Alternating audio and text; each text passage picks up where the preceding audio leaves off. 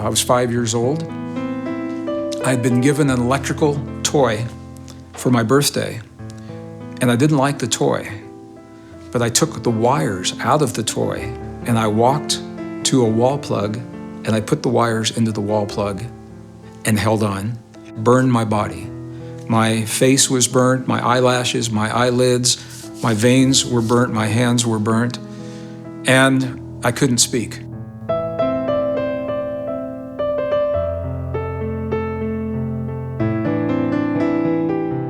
And while I was waiting for the medical people to come, there were other people in my room. My mother told me no one was in there, but I could see them. They were people that were helping to heal my body, that were not of this world. Not very old, 6, 8, 9 years. And my grandfather, I asked him, where do our thoughts go when we die? I was just like, I couldn't understand, where does our thoughts go?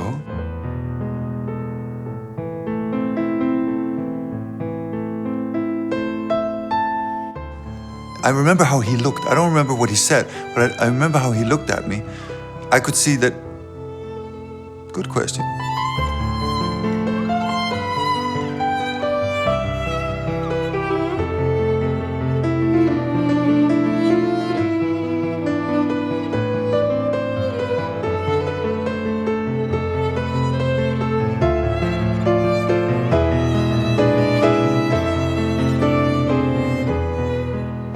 And as I was playing it, it's like I came out of my body. I went into another period. And I was still playing the piece, but there was a chamber orchestra around me. And this was like a couple of 100 years ago. I remembered playing there.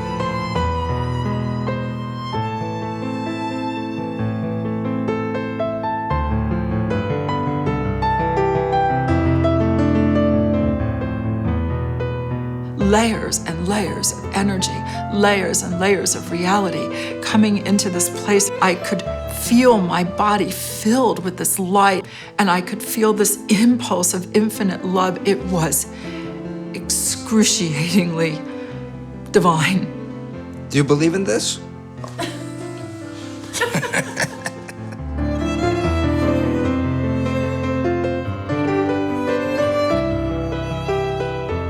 There are people who were so-called spiritual people, and they would talk these beautiful words of spirit, you know?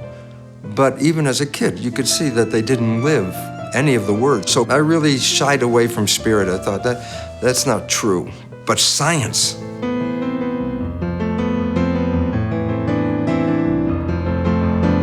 I'm not spiritual, right? Until this moment, and I realized, oh my God, where do I come from? The stars. Listen, my background, I'm an engineer. This is what I did for 40 years, 43 years of my life. It's extremely logical, it's very 3D, and everything fits in a puzzle that makes sense. I love that. When I started stepping into the esoteric, all of a sudden, there were invisible things that I could not explain that did not fit into the puzzle.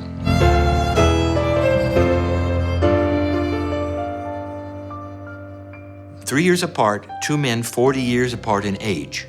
Both of them had given the same phrase. There's a magnetic master named Cryon who wants to get a hold of you. It was on the tape. I heard it with my 3D ears. All I could do, and I did it without anybody around, was sit in a chair and say, okay, are you there? And nothing happened, except I cried.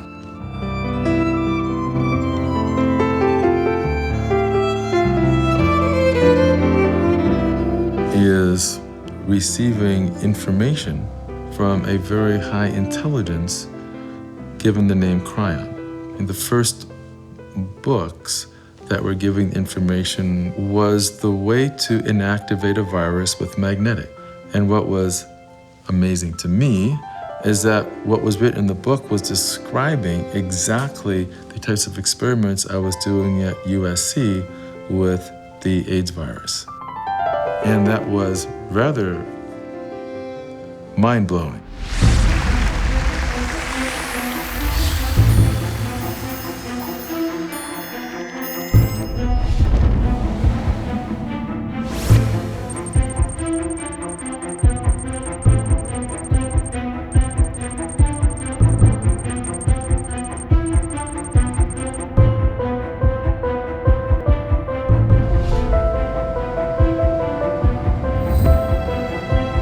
Shalom. We just completed an incredible 7 days tour all over Israel with an international group of over 300 people from over 35 countries. From Angola, Australia, Austria, Belgium, Brazil, Bulgaria, Canada, Chile, Colombia, Denmark, Ecuador, France, Germany, Ireland, Israel, Italy, Mexico, Netherlands, New Zealand, Nicaragua, Norway, Poland, Portugal, Russia, Singapore, Spain, Switzerland, Thailand, United Kingdom, United Arab Emirates, Uruguay, and the United States. I'd like to call Mr. Lee Carroll.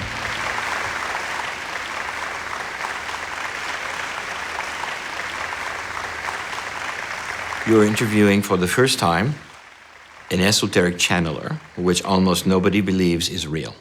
When I speak about Cryon says this and Cryon says that, this sounds really strange to people. So I just wanted to know.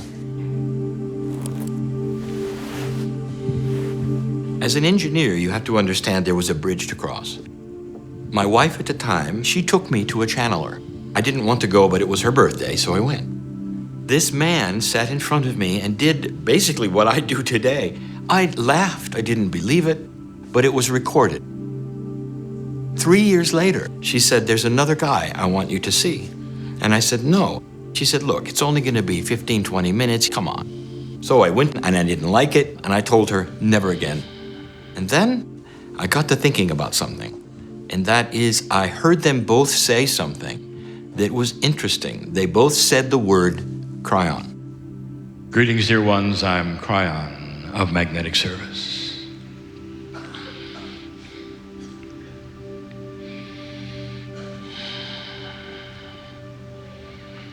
And so now we are in Tel Aviv, in front of over 900 souls. Is the man in the chair pretending? Or is there something here? I want you to take a moment and look at the reality that is before you now. Listening to a man in a chair, and you're told it is the voice from beyond. There is always the question, is it real? Can humans find a time when they will allow space for what they don't believe is possible? It's not going to take long before your scientists start to see what I'm going to be calling the field. The field is a benevolent, harmonious vibration. And if you harmonize with it, with your consciousness, you activate your cellular structure. Those who could totally and completely harmonize with the field can control physics.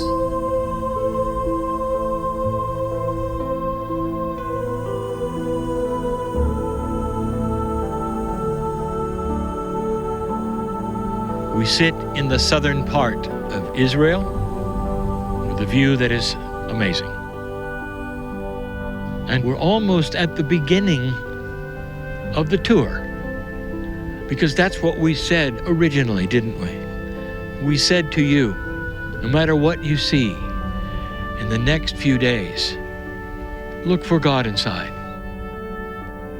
Can you do this, really? Really?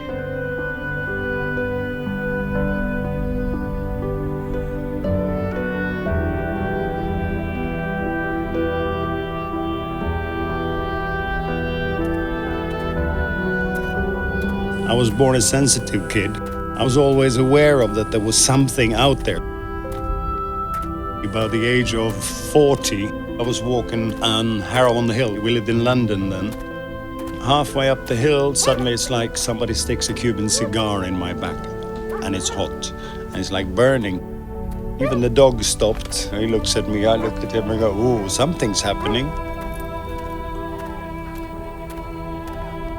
When you light gas, you have this whoosh, and it's lit, all at the same time. That's how it felt. I became, within 30 seconds, an electro-hypersensitive. I suddenly have the feeling of like moving fields around my body.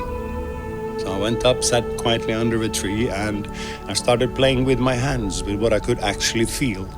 And that was the beginning.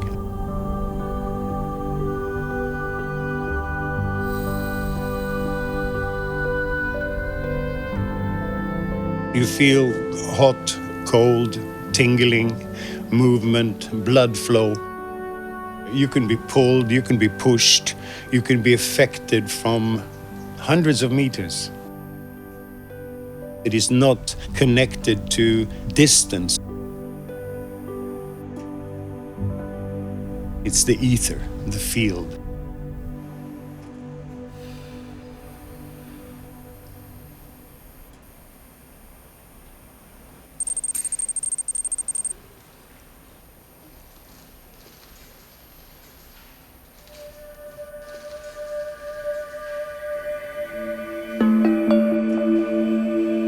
Next one.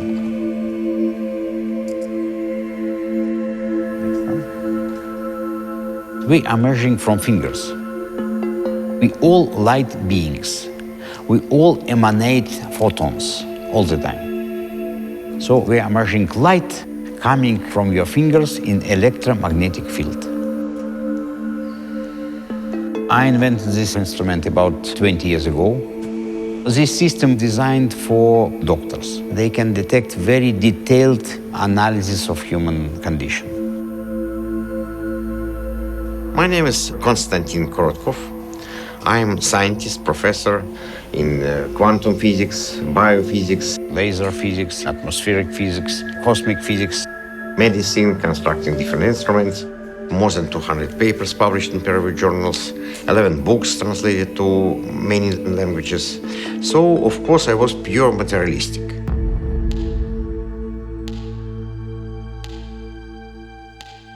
My name is Bruce Lipton. I started out as a young child with a Russian Jewish father in the United States in the McCarthy period.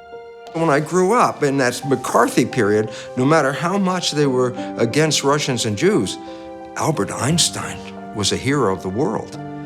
And he was a Jew, and so Albert Einstein was my hero. That led me into science. I ended up teaching in a medical school, and I was teaching the conventional science of genes control your life. And this is an experiment that I did that changed my whole life. I have 50,000 genetically identical cells in a petri dish. All the cells came from the same parent. I split the cells into 3 different petri dishes. I changed the environment in each of the dishes. In environment A, the cells form muscle. In environment B, the cells form bone. In environment C, the cells form fat cells. Now you're left with a question. What controls the fate of the cells? And the answer is not the genes, they were all exactly the same. The only thing that was different was the environment. But at this time, which is back in the early 70s, all the scientific world was so wrapped up in genes that when I tried to show my experiments, my colleagues looked at it and said, no, that's, there's just an artifact, it's not real. I left the system. I knew I was teaching the wrong information, that genes do not control things. Next one. We had this experiment in Mr. Ramon, and the idea was to see whether we can detect influence to people from different parts of the world. We had 5 cameras. All those cameras were synchronized with our scientific instruments. All experiments was done in blind way, so people did not know at which moment they start to influence.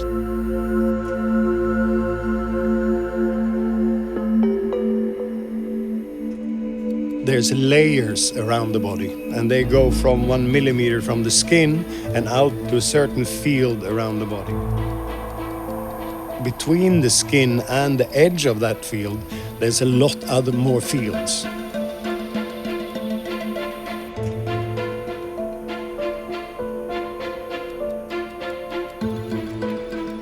When I start off by almost touching and then I move slowly backwards, I am looking for the field that gives me the strongest sensation in the palm of the hand. When I find the right field, that field will start pulsing. Now, the pulse to me is just about the most mystical thing in the world, because I have no idea what the pulse is.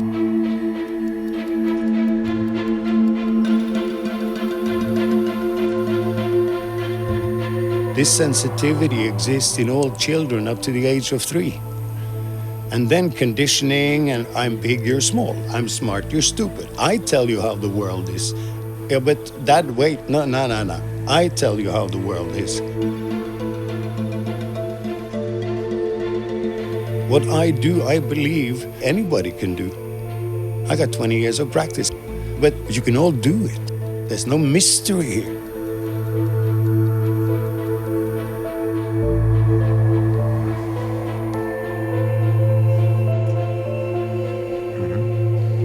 Energy increased dramatically. Different holes, they are related to different dysfunctions of the body. Before it was many holes, and after it became much more rounded. It is no doubts that it was really clear effect. My name is Trum Aronsen. I am a moxiteca, a closed, open hand practitioner. I left the system and I started to study quantum physics. In Newtonian physics, we say everything is mechanical. And then we created the picture of an atom, like a little solar system with electrons spinning around. That's a mechanical picture created from a mechanical belief. Nobody saw the atom. That was just an idea. But around 1895, they started to say, what makes up an atom? And they started to find there's something inside the atom. Oh, there are electrons in the atom. There's a nucleus in the atom. They said, oh, smaller particles. But then, as they started to look at, so what makes up an electron? What makes up a proton or a neutron? They found out inside of those things there's nothing but energy. The universe is made out of energy. The physicists call it the field. The field of what? Invisible energy. Energy not seen. It touches you in ways that are fascinating. What is that? Wouldn't you like to bottle it and take it home and analyze it, and you can't? Truly, what is this?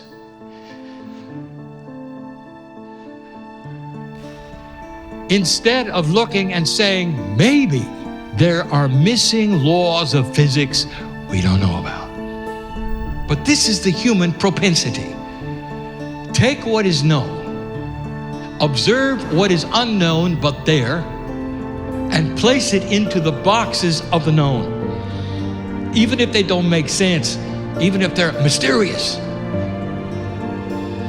Welcome to dark matter.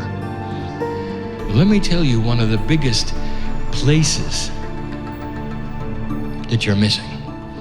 The place of the physics of consciousness.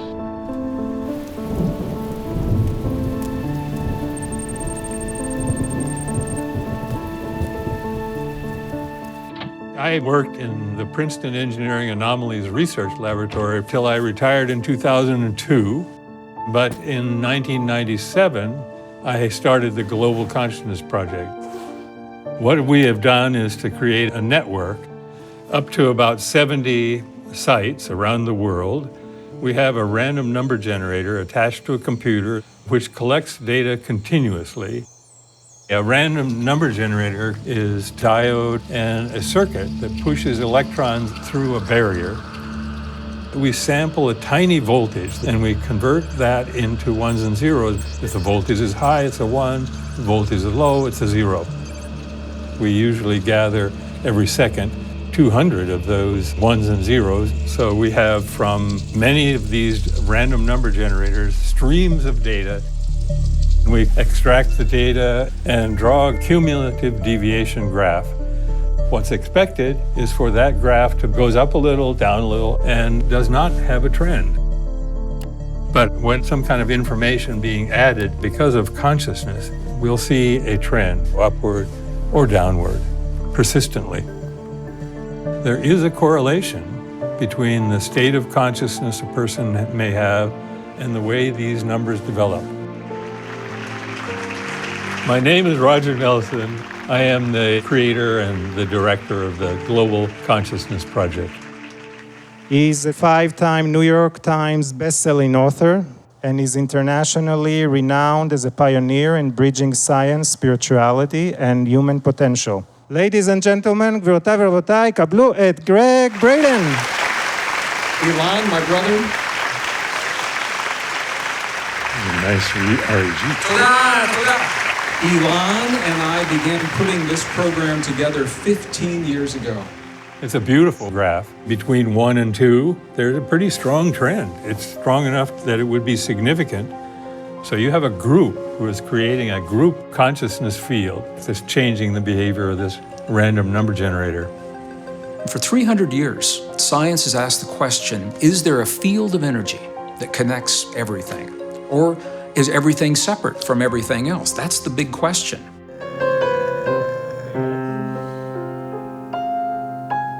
The field is the energy. The field is the origin of everything. That's what the music is actually doing. It's connecting to the field. Once you're connected to the field, you're in your power. My name is Robert Coxon. I'm a composer, and I've actually always done music since I was 1.5, and it's always been my passion.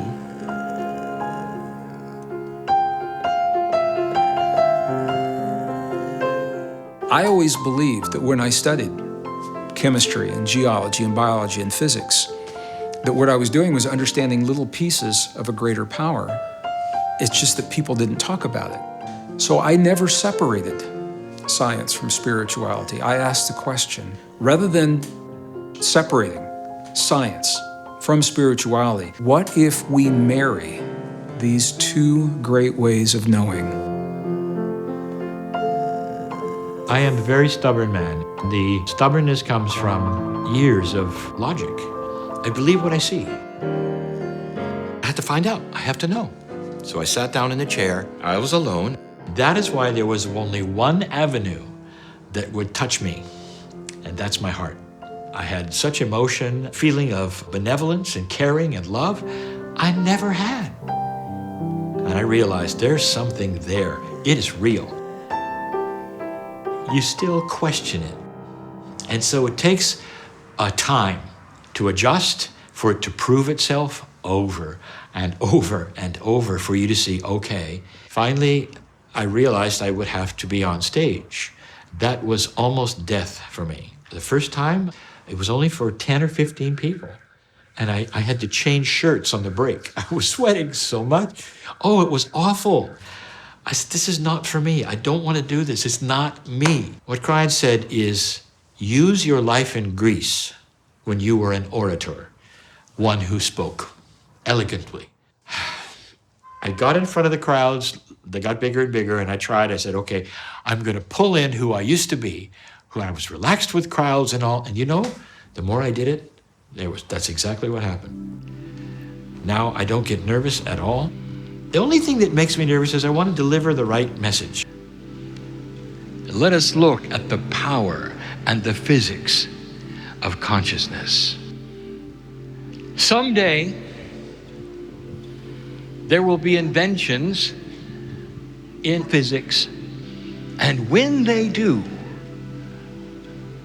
you will see that consciousness is energy. Consciousness, what human beings think collectively, can be measured. Changes things, moves things. Belief moves things.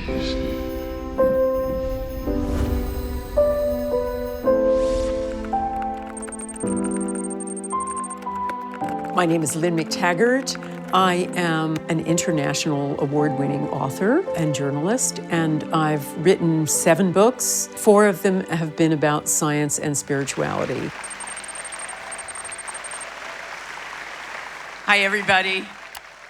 I wanted to put the idea that our thoughts are an actual something with the capacity to change physical matter to the ultimate test. And I wasn't really sure this was going to work. The idea was to see whether it's possible to detect change of parameters of water under the influence of collective intention from other parts of the world. This is our setup in St. Petersburg, Russia. The water sensor is our little bottle of water right there. Bottle of water with sensor. We apply very short electrical impulses to water. And we're measuring response of water, conductivity of water, pH of water, negative potential of water. So it's a combination of different parameters. I developed a special sensor, Sputnik. This sensor can respond to human consciousness. We're measuring distribution of standing electromagnetic waves in field. So it's physics. In simple words, we are measuring condition of space depending on amount of negative ions, positive ions, interrelation between them, and of course radioactivity as well, plus geomagnetic field. I turned on this measurement in totally automatic mode and I left the room, so I closed the door. So I didn't know at which moment they make this influence. In Miami, it was daytime. In St. Petersburg, it was practically midnight. Are we ready? Okay. A deep breath in and a deep breath out. Deep breath in. Visualize that bottle of water. See yourself connecting with it. See your mind traveling all the way over to St. Petersburg and sending attention to that water. Our intention is to send love to this water so that it becomes part of our hearts and becomes purer and more alkaline. Keep feeling the connection with everybody in the room. One big consciousness.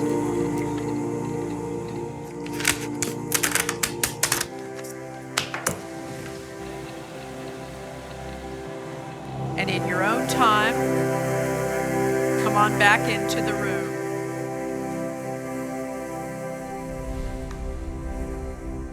We ran a water experiment yesterday, remember it? We didn't affect pH.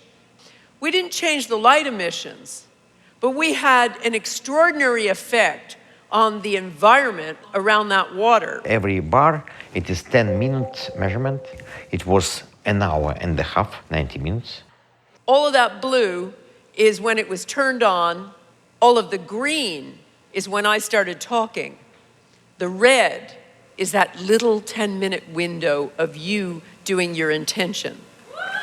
Signal had some variations, and then signal tremendously dropped down.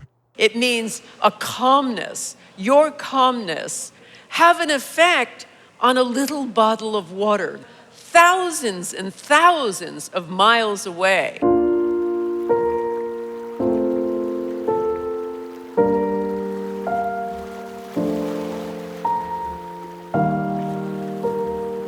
This threshold opens a door in what you have called the field, where there is no time, there is no space, there's not a place, it just is.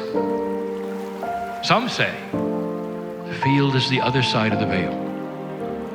Some say the field is a magic place where your soul can go and relax for a little while before it comes back.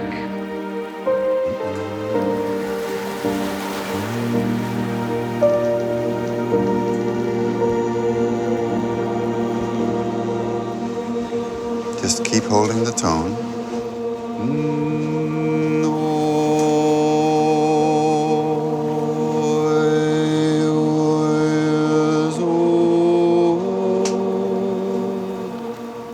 We are floating in the Sea of Galilee. When you float, you are not connected to the land. None of you right now are grounded. So we're going to talk now about the soul.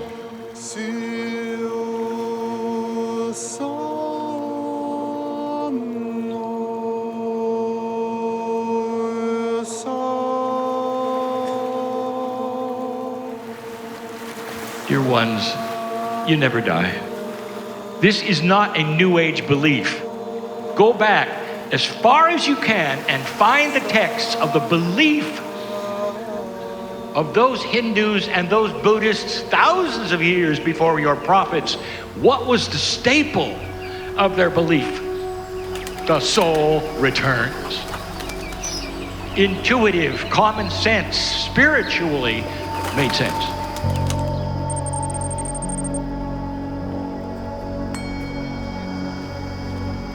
Me and my twin brother, Hemant Kumar Bhaduri, he is an astrologer and also practice the purest form of the Tantra. We live in Varanasi. This city is very ancient and a center for knowledge.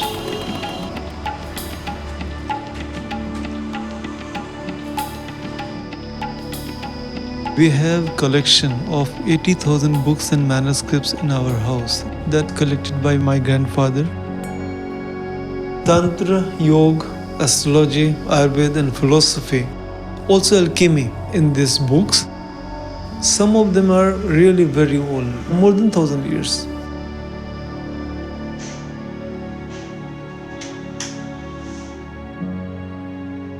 Government of India is helping us. They scanning. Till now, they calculate 7,732 manuscripts.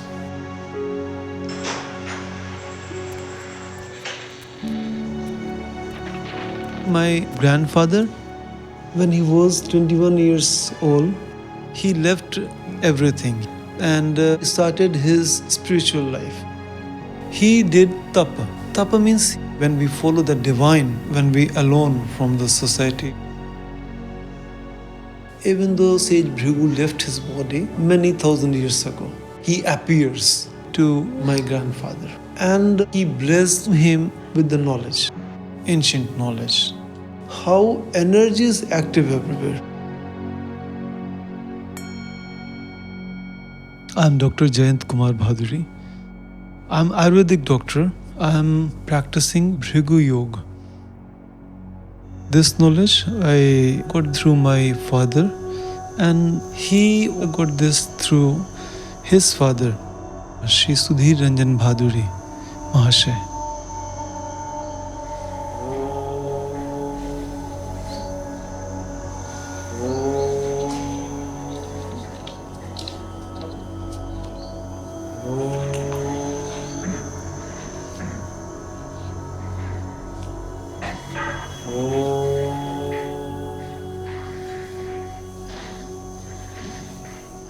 According to Indian philosophy, soul is observer, inside.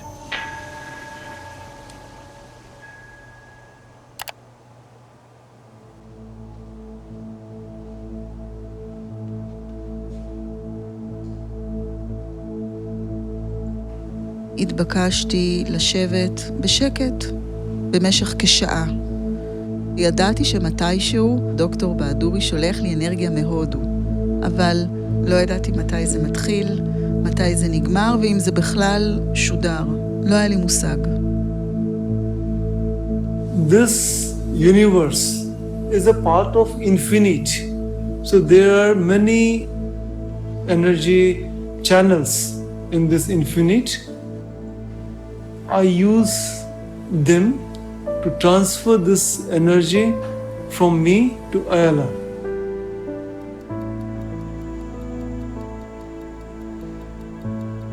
We believe that everything is one. So this one active and activate all energy channels in one form. So Ayala is not separate with me. I feel that she is very near to me.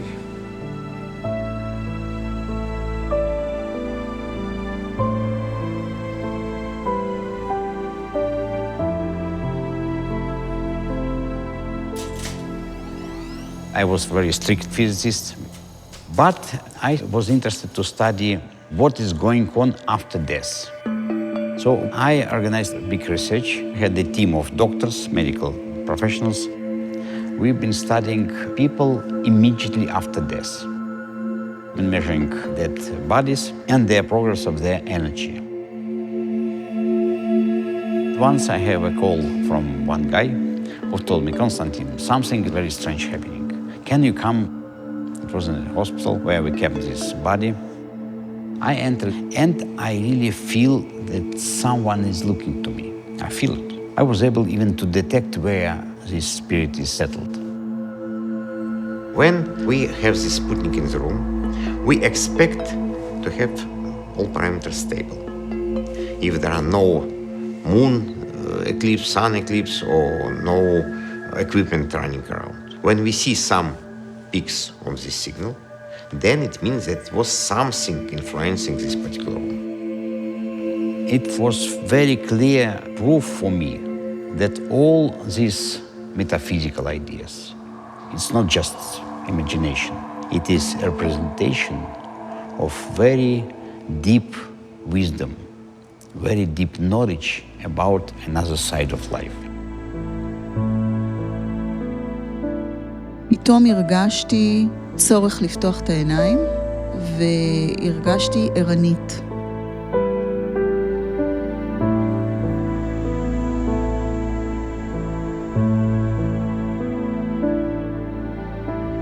This is measurement from random generator, and this measurement from Sputnik.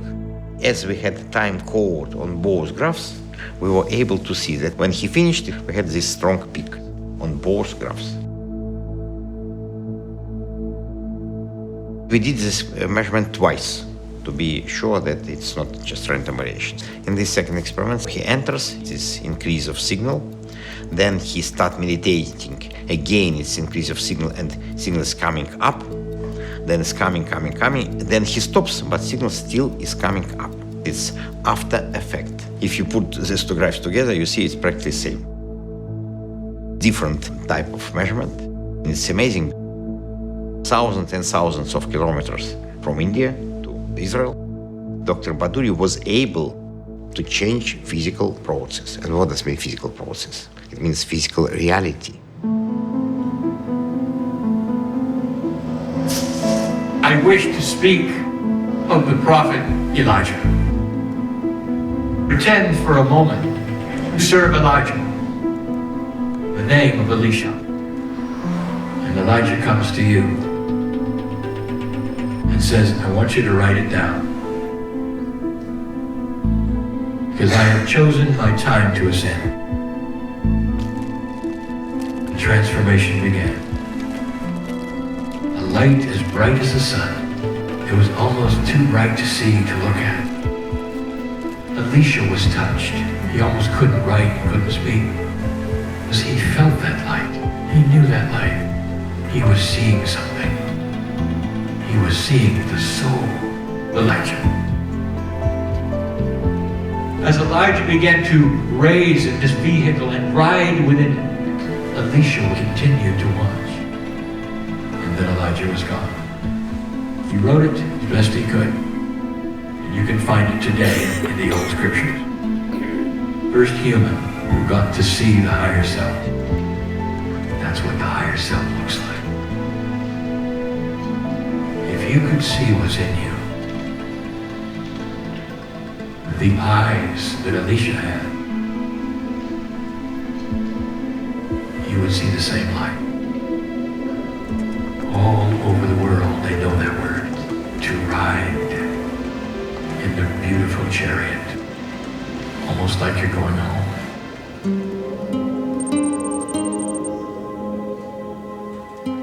I've waited a long time to sit where it happened. Same dirt, same place.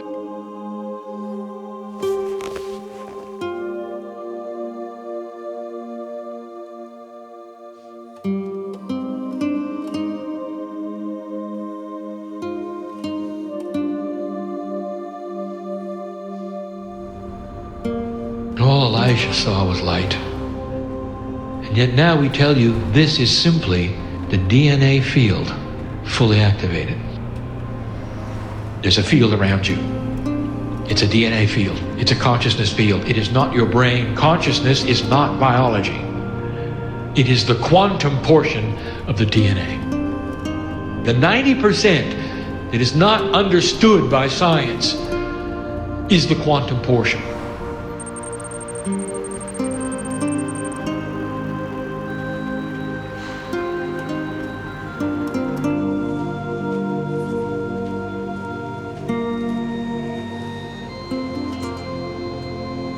Science very often, unfortunately, goes through dogmas. DNA is one of these dogmas.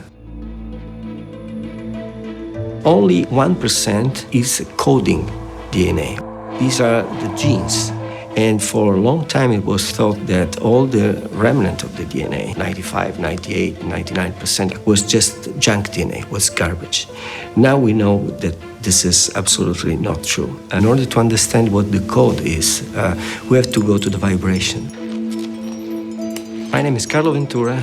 I'm a cardiologist. I'm a full professor of molecular biology in the School of Medicine at the University of Bologna.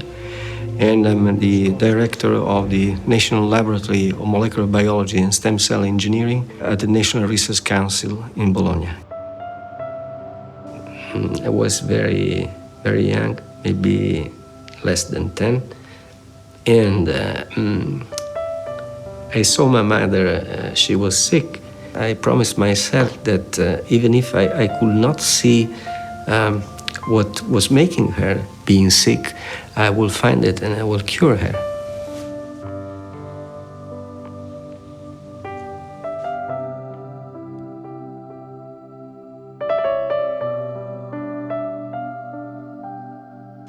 Then I decided to become a doctor. Since I was a kid, I was fascinated by playing with the invisible. Playing with the invisible means playing with information, playing with energies, playing with forces. These forces, they have intelligence. Isaac Newton didn't put God or invisible forces or spirit, he just measured physical things. So the body, being a part of a mechanical universe, is a machine. So how do you understand how the machine works? Take it apart, study the pieces. So they were taking apart the body. They found there were cells, and then they took the cells apart, and they found that cells are made out of protein. And the question is, who makes proteins? It was in 1944 that the first study revealed that if you took DNA from one species and put it into a bacterial culture of a different species, the bacterial culture would start to resemble the bacteria where the DNA came from. So then they said, well, the DNA makes the protein. The next question is, who makes the DNA? Well, this is where science got screwed up. DNA is a double helix. In an experiment, they separated the double helix, so I have two single helices. And they put those into a solution of building blocks. And they pulled it out, and it was a double helix again. The answer is clear. DNA makes itself, and DNA makes the proteins. The end of the search. Once they found the DNA was important, they threw away the protein. Well, they threw out the control. The control was in the protein. And proteins respond to environmental signals. Inside this, the dark area, which is the nucleus, you have 2 meters of DNA. Each folding, each loop of the DNA, it has a vibrational code, it has an electromagnetic emission. It's like flying, it's continuously vibrating. Nothing is stable. Our genes working as a symphony, and that's the symphony of life.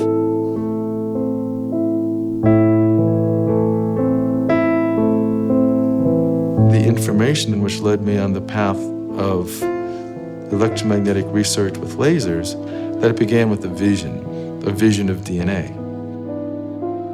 The vision that I had was that DNA is more than just physical chemistry. The information that was profound was that the structure of DNA, coils within coils, DNA was also creating electromagnetic frequency information, and that the DNA in the body was communicating with each other instantaneously like radios. The critical information was that by sending electromagnetic frequency information, we could literally vibrate DNA, instruct DNA, give it the information either for sick cells to become healthy or old cells to become young. You have hundreds of thousands of molecules. They can exchange vibrations across these cables, all over around the field. It's one field.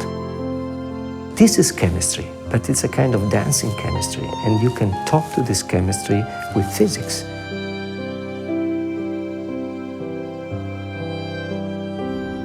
The outer surface of the cell membrane is there are little antennas called receptors. And the receptors are responding to environmental signals. This is what changed my whole life in a minute because I wasn't spiritual. I realized it's not the antennas, it's the signal coming to the antennas. I'm like a television set, I'm playing the Bruce show, but the broadcast is coming in. And if the body dies, broadcast is still there, just like a television set.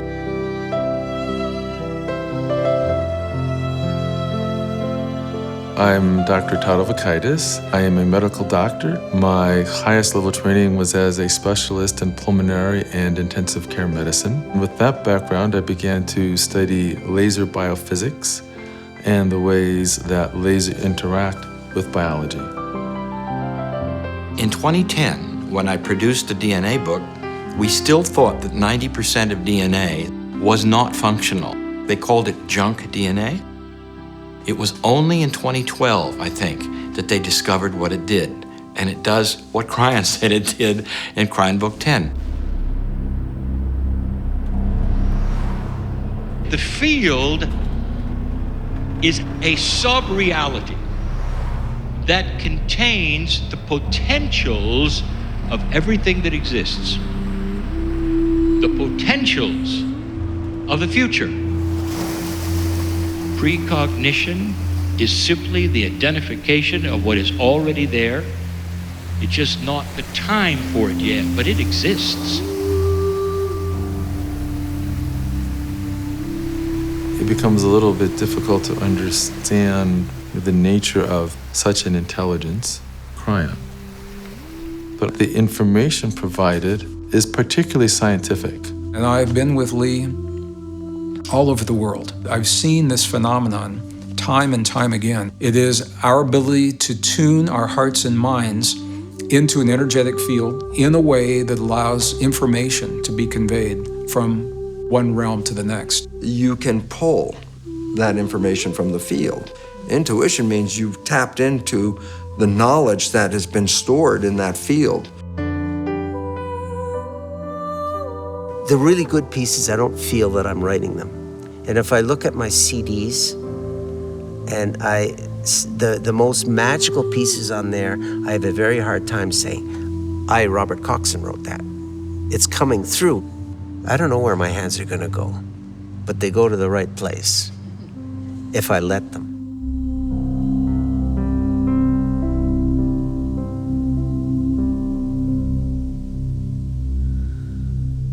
I love the idea of setting the empty chair.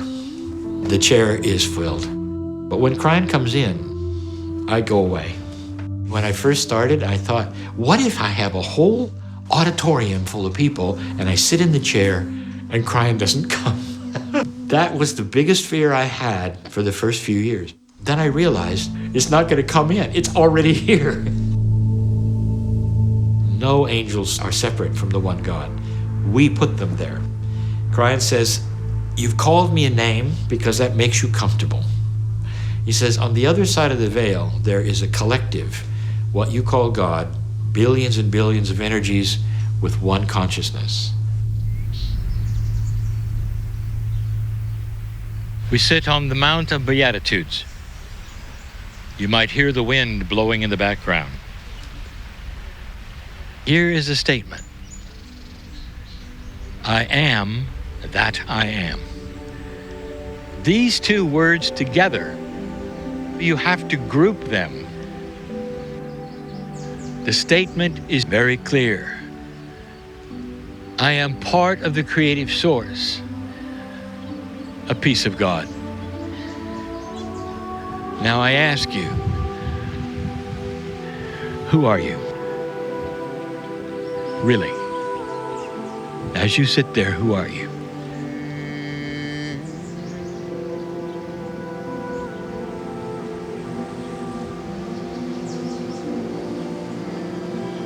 My name is Peggy Phoenix Dubrow, and you're asking me, who am I?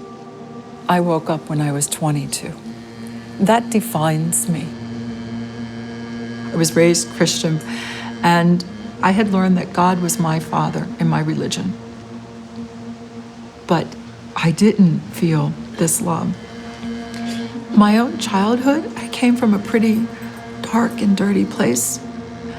My father, he was a paranoid schizophrenic alcoholic, and he was very abusive to my brother and sister and I was the oldest.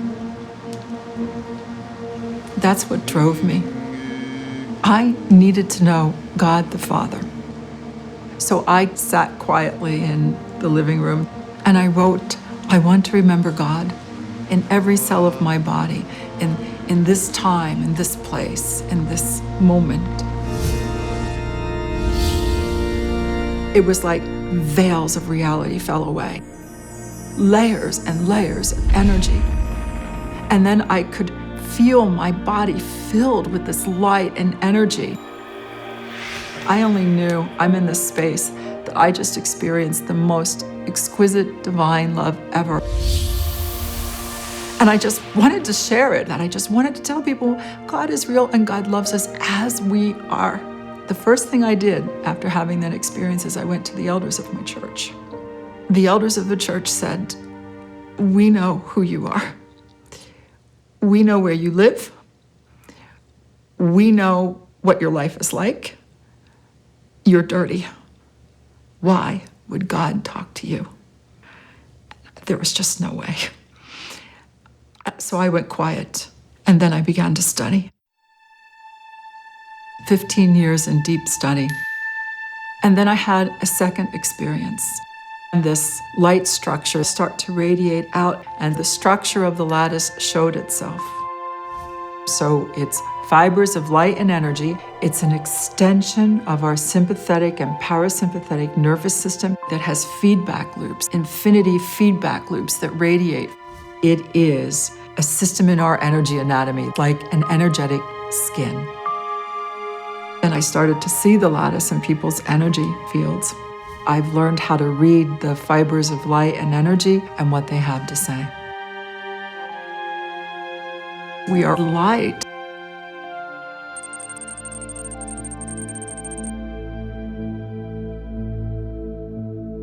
We have a symbol we use.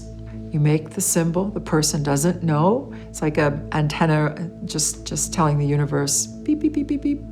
It dials up a resonance within you and within the person you're working with. It's a vibrational frequency that Divine Matrix understands.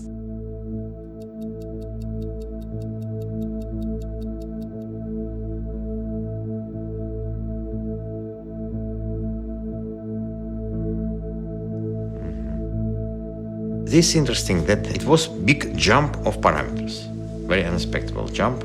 But as we had time code on the cameras, it was found that at this particular moment, this lady Tamar, she put her hand to her heart. And if we look to her parameters, then we see level of energy increased tremendously. Maybe she felt something. That's why she put her hand to her heart. Distance does not matter. I'm not a scientist, I don't understand all this. I know that principles of it make me feel good. There's a scientific study by a man called Cleve Baxter. He took cells from a human, put them in a petri dish, and moved them 40 miles away. They began to show powerful images to the person that had donated the cells. Graphic images of war, destruction, comedy, humor, sexual images, anything to elicit a genuine emotional response. The instant that the person had the emotion, his cells acted as if they were still in his body having the same emotion. The cells 40 miles away show the electrical activity of that response. What's the point? This person's cells are connected to this person, but they're 40 miles away. How did the information reach, or did it? And the answer is, it didn't have to travel. The field is holographic. And what that means is what happens in one part of the field influences other parts of the field in the same instant. And this is deeply, deeply profound. Our thoughts are not contained in our head. Our thoughts are broadcast to the field. If I put wires on your head, that's called EEG, electroencephalograph, I can read your brain. But there's a new technology called magnetoencephalograph. The probe doesn't touch the head. The probe is out here. I'm reading your brain activity from out here. Point? Your brain activity is being broadcast. What is a thought? Thought is a frequency. A thought emits a vibration.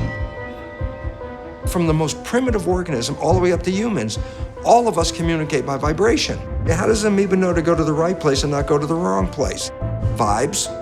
For every light frequency, there's a corresponding sound frequency. For every sound frequency, there's a corresponding light frequency.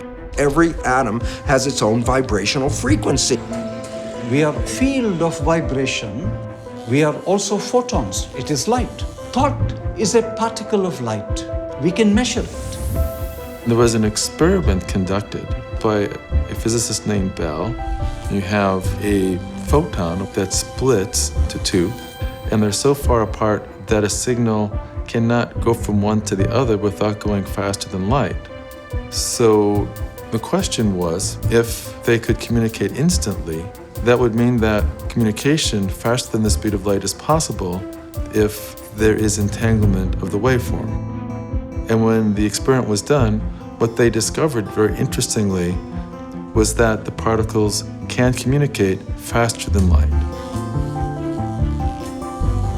Much as photons communicating, you can view consciousness as also having wave characteristics, which means in consciousness, we can communicate and perceive anywhere throughout the entire universe. So if thought can be measured as a wave function, as a particle of light, what does light travel? 7 times around the planet in 1 second. So can a thought travel like that?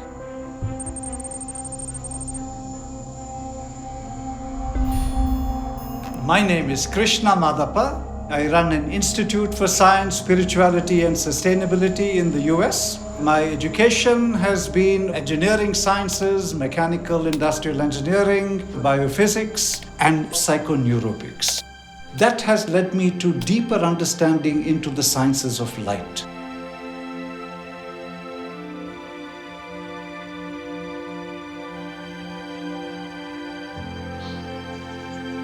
We sit on the Golan Heights, where many wars were, and many Israelis will say it's only a matter of time, and there will be another, and another.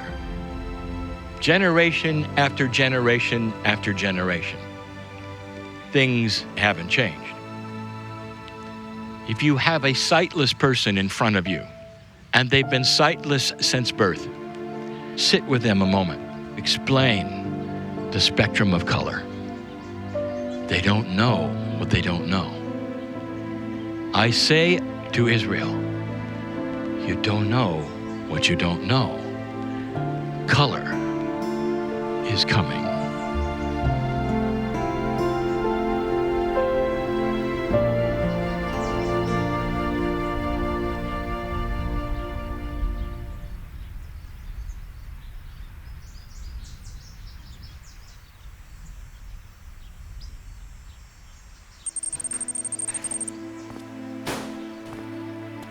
When I was 3 years old, I was kind of drug off to our local community church. I can remember my little feet hanging over the pews.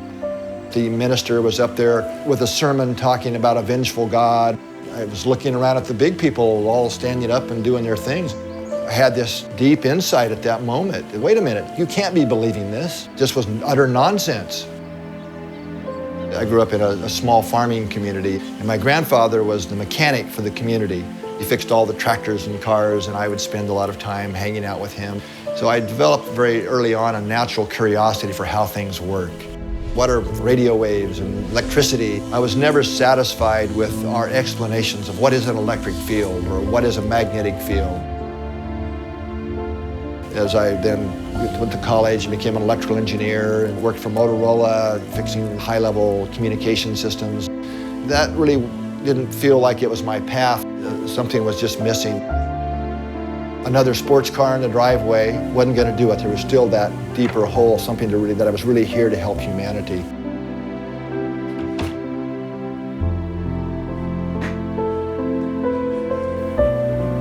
I deeply understood, not just mentally, that it's about consciousness. It's not about technology. Technology is not going to solve the world's problems until consciousness shifts. I'm Dr. Roland McCready. I am Director of Research at the HeartMath Institute. We sent a number of these devices to Israel. A number of people wore them at the same time so we could see how their nervous system responded to these different activities, whether it was meditating, singing, being in parts of channeling sessions, and so on.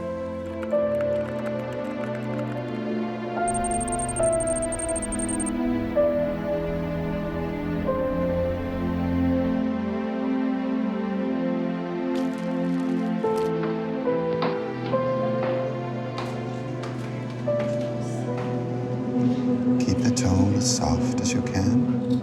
You just keep the tone going and listen to the others as if we were one voice, as if we were all one voice.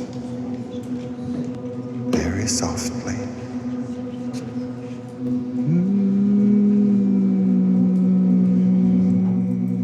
If we look at this graph here, we see that during a meditation, the 4 people here that were being monitored at the same time, there's a lot of differences during the meditation, but really interestingly, after that, when some singing was going on, we see a very clear change in the patterns of 3 of the 4 people.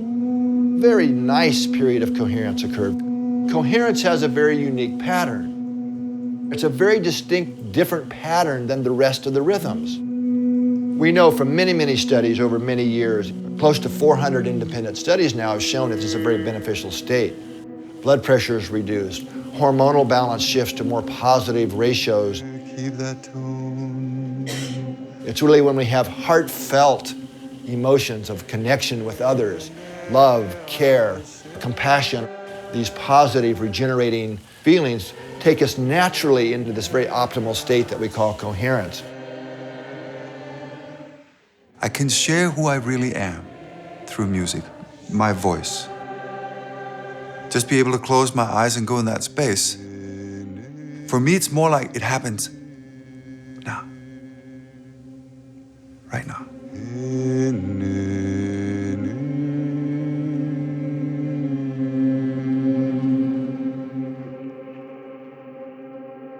When I sing, that's when I pray. As I wrote in my song, you know, the one that started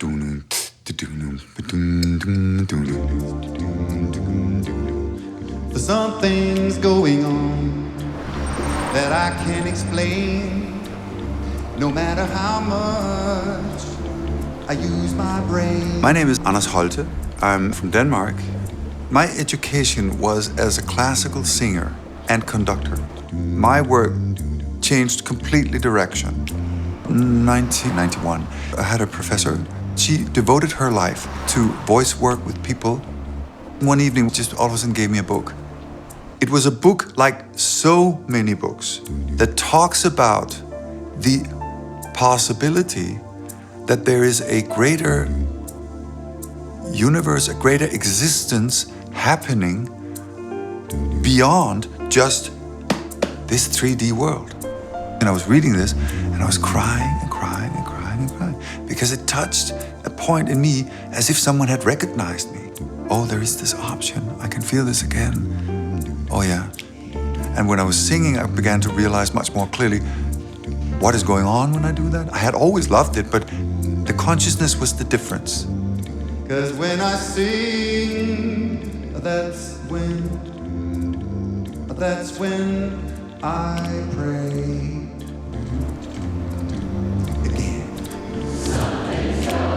Oh, right.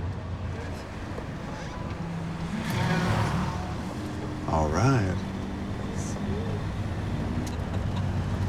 Is this beautiful? This is John. Hi, John. Where are you? Good question. We're in the field. This is John. We found our scientist. How cool is that? So I think we can...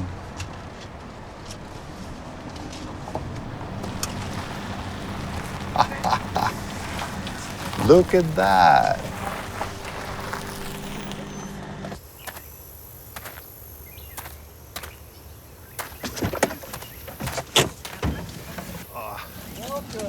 Oh, thank you. Hey, John, we made it. How are you? This is good to see you. Man, this is good. Oh, Good to my see God. you. I can't tell you how glad I was to hear your voice here at the end. Wow. Christina, how are you? Wonderful to see you. This must be the most beautiful located laboratory in the world. I don't know about that, but it's certainly a beautiful spot, isn't it? Oh, my Wow. God. I'm looking forward. Oh, this is fantastic. It all started back at the Great Pyramid in 1997. 3 weeks before I was due to go out to Egypt, I severely injured my lower back. I thought I would have to cancel the whole mission, but somehow I managed to get into the pyramid. Other people carried the equipment. The experiment that was designed was to make visible the resonances in the sarcophagus. I set up the experiment, then I stretched PVC membrane across the open top of the sarcophagus. Then I sprinkled sand on the membrane. And when we switched on the sound, this is just pure tones, electronically created tones. A whole range of ancient Egyptian hieroglyphs started to appear in the sand. First one was the hieroglyph for backbone, or spinal column. It was writhing about like a snake. Antiquities inspector, he was like, "How you do that? How you do that?"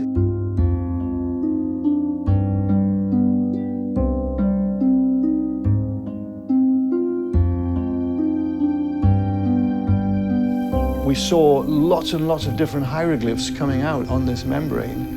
But what was so extraordinary was, within 20 minutes of making sound, all the pain in my back left me, and I never did come back. It's an extraordinary moment in my life that changed my life forever. My name is John Stuart Reid, and I'm an acoustic physics researcher.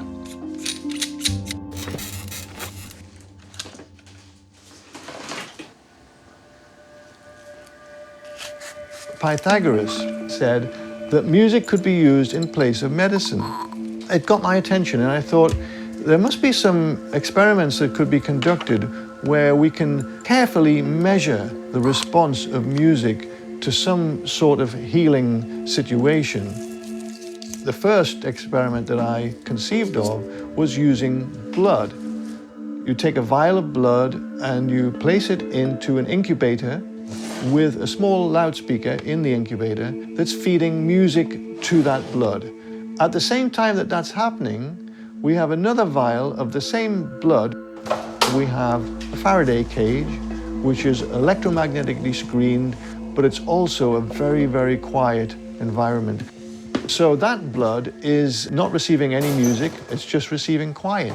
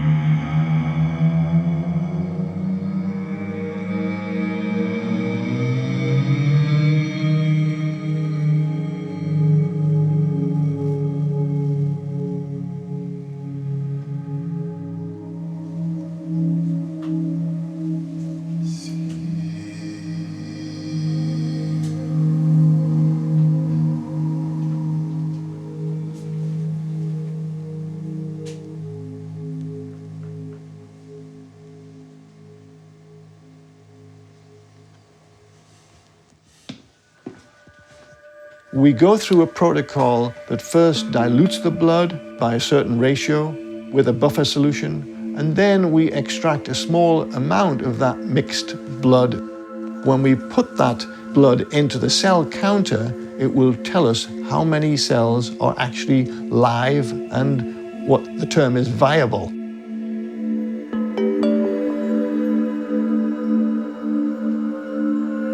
The cells in the Faraday cage have not fared very well at all.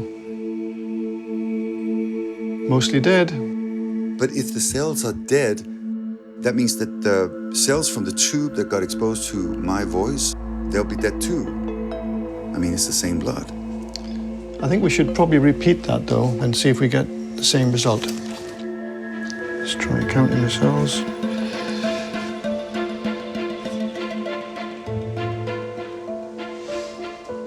Still the same with that sample.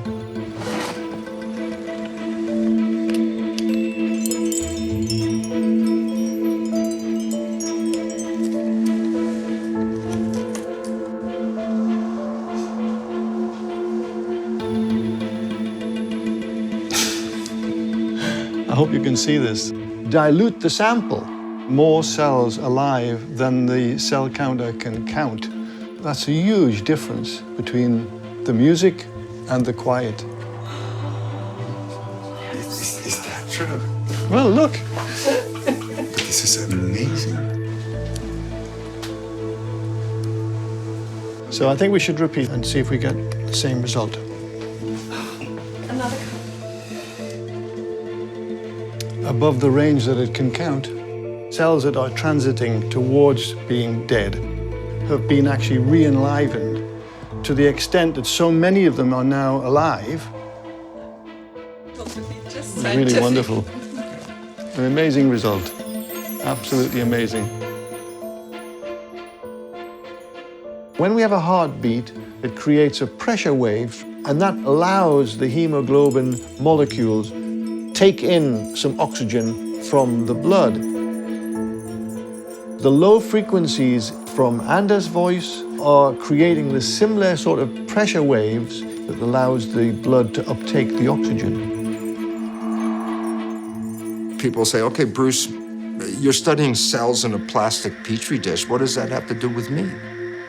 It doesn't make a difference to the cell if it's in a plastic dish or a skin dish. It still responds to environmental signals. So the environment is controlling the cells. But between the environment and the cells is the mind, and that does interpretation. If you open your eyes and see someone you love, your mind interprets love, and you release beautiful chemicals. Dopamine for pleasure, oxytocin for bonding. If I take the chemicals from a brain that perceives love and put them into a plastic petri dish, the cells grow beautifully. If I take the chemicals from a brain that perceives fear, the cells stop growing and they start dying.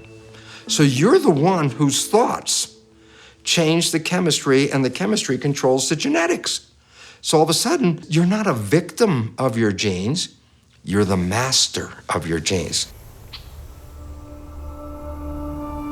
We are on Mount Hermon, and it allows a view into Lebanon and Syria. Not too far from here, a dark army without borders. Consciousness you have carried around for eons and eons, and the darkness that you have seen could fill libraries. Where do you take your cue from? I'll tell you, from the past. Isn't it time to change that?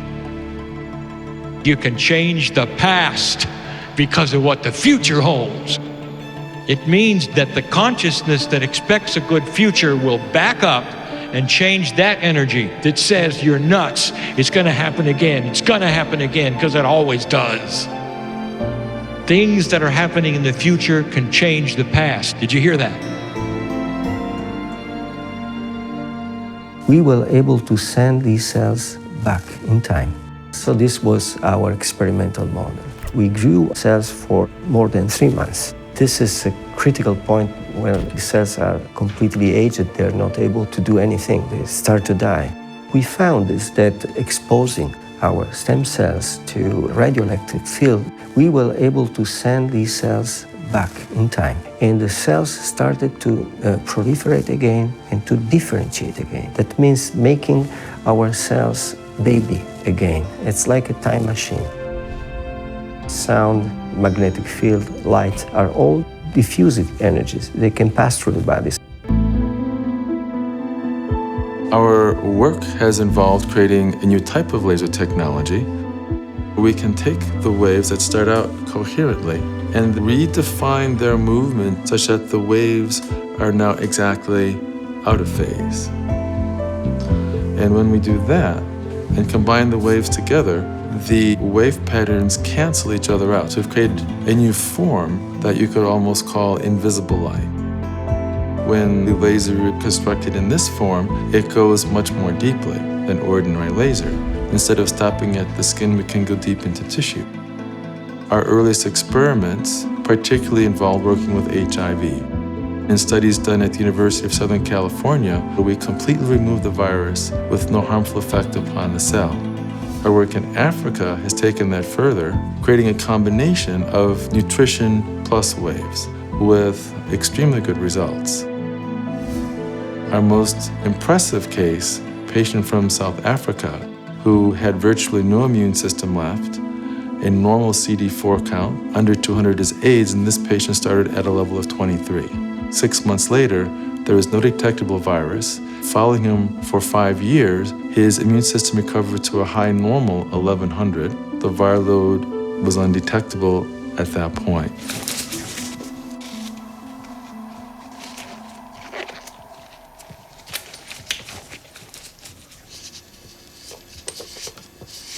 Seeing the hieroglyphs, that really inspired me. I wanted to develop an instrument that would make sound visible.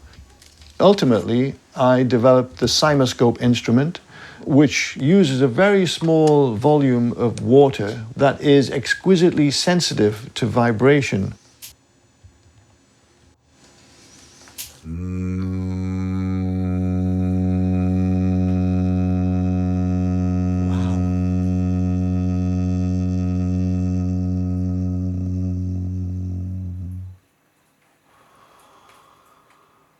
When any beautiful sound enters into the water, what I see every day is a beautiful image.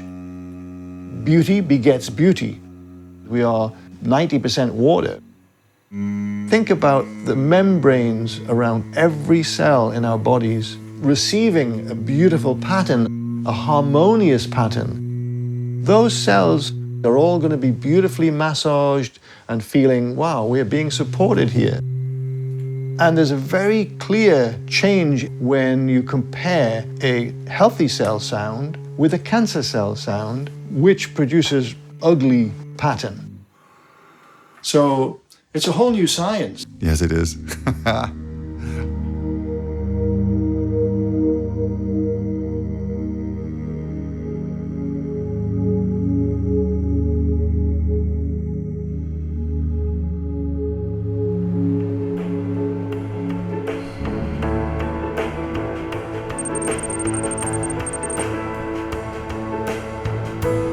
שמי דוקטור ירון סגל, פיזיקה של אטמוספירה, זה הדוקטורט שלי. ב-2001 נולד לנו בן שני, ליר, יהיה לו דלקות בעיניים, שחיקה על הקרנית של העין. זה אמור לכאוב כאבי תופת, וזה לא כאב לו בכלל. והרופאה שלו אומרת לנו, כן, זה לא מבין. ואז שואלים אותה, מה עושים עם זה? יש לנו חיים עם זה, אין מה לעשות. הסתכלנו באינטרנט, ובוא נגיד ככה, זה לא דבר שאת רוצה לקרוא לפני השינה. זה הרבה ניתוחים, קשיים בתקשורת, ובעיקר מה שיש שם זה תמותה בגיל מאוד מאוד צעיר, בין 5 ל-8 שנים.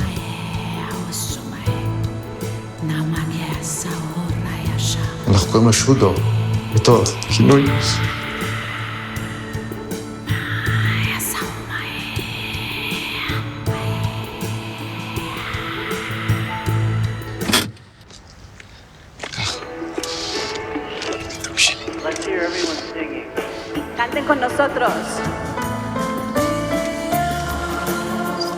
ליר ואני היינו מטיילים כל ערב ובזמן הזה הייתי חושב איך אני מגיע לשורש הבעיה שלו.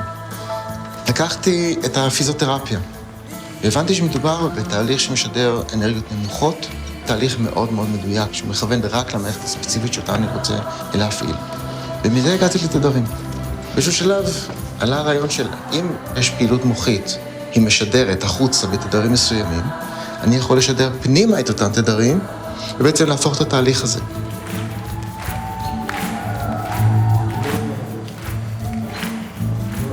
אז אם מערכת מסוימת משדרת בתדר מסוים, אם אני אשדר לה את התדר הזה, היא תחשוב שהיא עבדה, ואז היא תעשה את כל הפעולות שהיא עושה באופן טבעי, על מנת לשקם את עצמה, לחדש את עצמה. מה אבא? אוח, אני אוהב אותך, ילד שלי. ואז ב-2006 כתבתי הצעת מחקר ראשונה. הצעתי את זה לכמה קרנות מחקר גדולות בעולם. התשובות שקיבלתי היו מאוד פושרות. היו כאלה שאמרו לי שאני אומר שטויות. ברגע שאת יודעת שהאמת שלך היא נכונה, אין לך הרבה ברירות. את חייבת לנסות את זה כדי להגיד לעצמך ביום שעושה חשבון נפש, לא ויתרת על זה. זה יעבוד כי אני יודע שזה יעבוד. ואז ב-2010 עושה ניסוי ראשון ורואים משהו. זה לא מופרע כמו שזה נראה. אלה חולדות שעברו פגיעת גב, עצם זה ששידרנו לה מערכת, שדה מגנטי. אחרי חודש אנחנו רואים שיש איזשהו חיבור מחדש של החלק הפגוע לחלק הבריא, ואחרי חודשיים זה חיווט מחדש של חוט השדרה. החולדה הזאת חזרה ללכת. השדה ששידרנו להם עזר להם לתהליך השיקום שלהם. היה לנו שני מטופלים, אחד מהם קיבל טיפול ואחד מהם הסכים לא לקבל טיפול. הבחור הזה לא קיבל טיפול שלנו, לכן בעצם רואים שהסיבים מתחת לאזור הפגיעה כמעט ונעלמו אחרי 4 חודשים. לעומת זאת, הבן אדם שטופל, אחרי הטיפול שלנו רואים עיבוי משמעותי של היכולת הולכה מתחת לאזור הפגיעה, ואיזשהו סוג של חיבור בין החלק הפגוע לחלק הבריא. בעיקרון אמרו לאותו מטופל שהוא לא יכול להזיז את הרגליים אף פעם. בסוף הטיפול הוא גם יצליח להזיז את הרגל. גוגל התלהבה מאיתנו כי אנחנו הלכנו עם מתודה מאוד מאוד קשוחה. מה, אנחנו צריכים לגלות איזה תדרים מתאימים לאיזה תפקוד שאנחנו רוצים, וכשאנחנו לוקחים את זה לניסוי קליני, ומוכיחים שזה אכן עובד. בטח, כל העולם יגיד לו. לא, אני אומר את זה הרבה פעמים. כל העולם יכיר לו תודה. כי אם זה לא היה הוא, זה לא היה. It's a human cardiac cell, contracting, beating. By this sensor, we are recording this trace here. It's a vibrational code. We can listen to the sound produced by this vibration.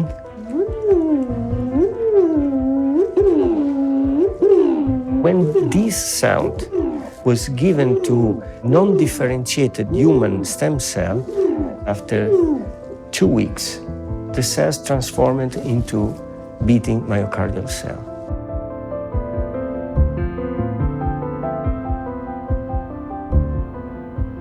These are cardiac myocytes derived from human stem cells. They became exactly like the cells from which we recorded the sound. My main work in regenerative medicine and trying to fix a broken heart.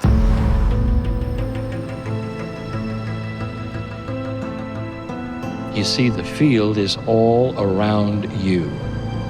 Field wants harmony.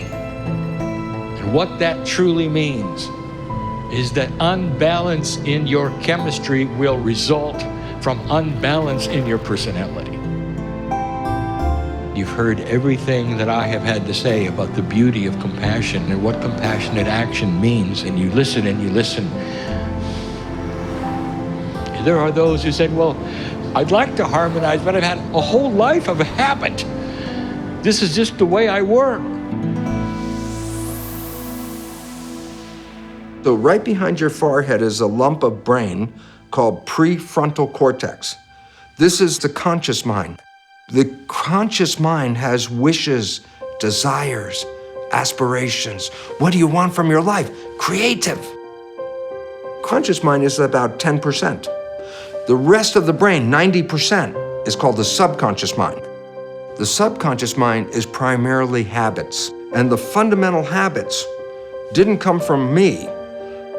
The last trimester of pregnancy and the first 7 years of your life, your brain is operating at a low vibrational frequency called theta, and theta is hypnosis.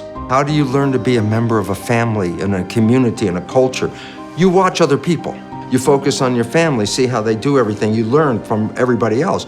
So the programs that you get for the first 7 years are not yours. They came from other people, and they pass that on to you.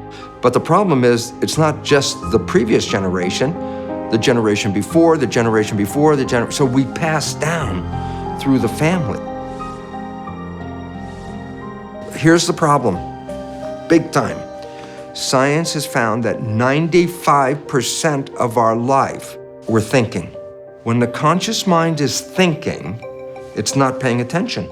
When the conscious mind is not paying attention, the subconscious program is the default. Well, if you understand that, then it says only 5% of the time you're running your life with your creative mind, the wishes and the desires and what you want. 5%, 95% of your life is coming from the program. Yeah, but the program is not your wishes and desires, it's other people's behavior. 95% of the day you are playing programs that psychologists tell us are limiting, disempowering, self-sabotaging. All of us, every one of us, every day, plays programs that we don't see, and they're not ours. All we see is the result. And we go, oh my goodness, this is not what I wanted. Yeah, but this is what you created.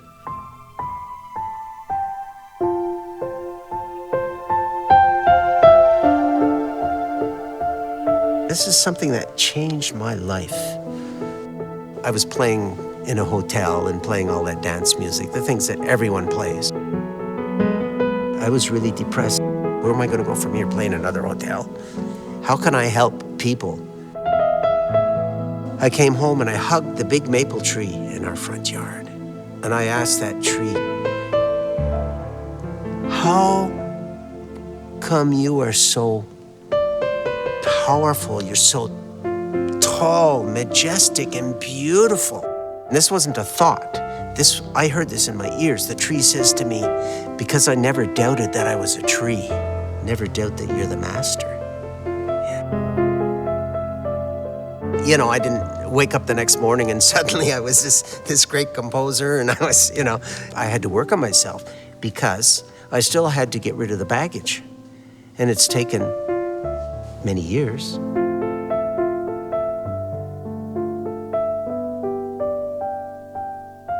How we limit ourselves. Oh, I'm too short for this. I'm a woman, I'm not a man. No, if you say something great about yourself, you're recognizing the God within, and that's so important.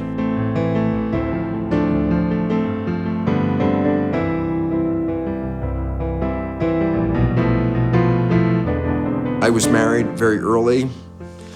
I was too young. It didn't work out. I was there 10 years, and at one point it's like, out. And it was so painful to get out that every day when I would shave, I would go, I'll never get married again. I'll never get married again. So 17 years. Then I ended up meeting my partner, Margaret. Every time we'd go on a date, I would say, if you're looking for a relationship, it's not me. But if we have a good time today, then we'll probably go out tomorrow. At some point, we both started living day by day. We're living in the honeymoon, life is beautiful, everything is great, heaven on earth, and I'm thinking about going to do my job. She comes up and asks me a simple, loving question. And I turn around and go, blah, blah, blah. And she looks at me and goes, who are you? I didn't see what I did, it was automatic. Oh, yeah, I was doing my father. Oh, no, I was doing my mother. Oh, no, I could see it. Both of us, knowing about the subconscious, not getting into arguments about it, we both started to understand we could change these behaviors. I've been living with Margaret in a honeymoon state for 18 years. Not just that my relationship is beautiful, my life has become beautiful.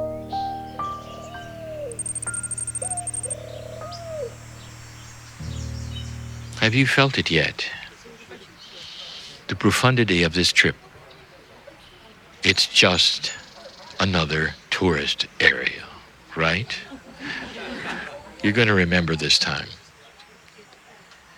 If you look at humanity, you haven't learned the basic. Hatred begats hatred. War creates war. The human nature is not wise. It hasn't figured out the basis of love. The love is the glue that holds the universe together.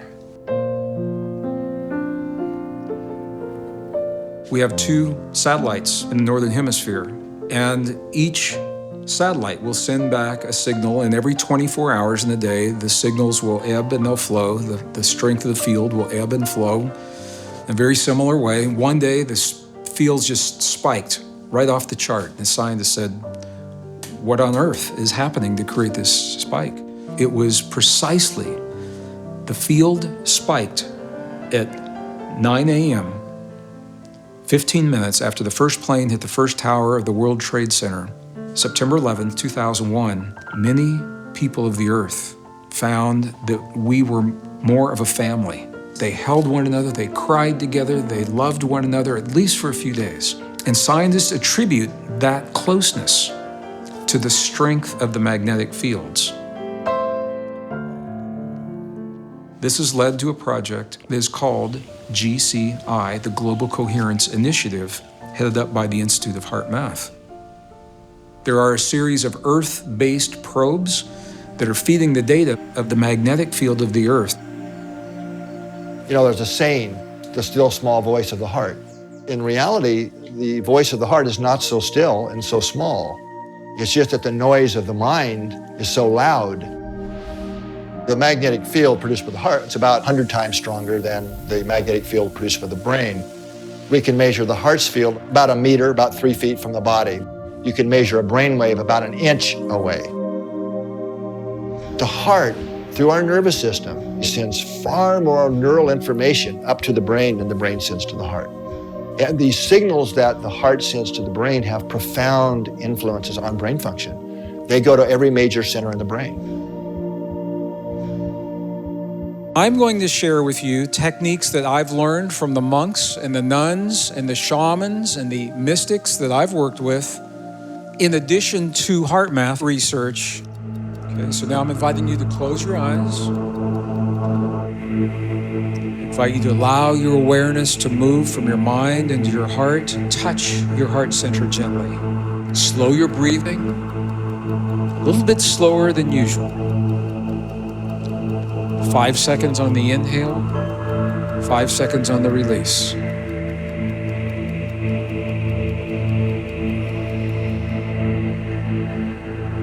Five seconds on the inhale.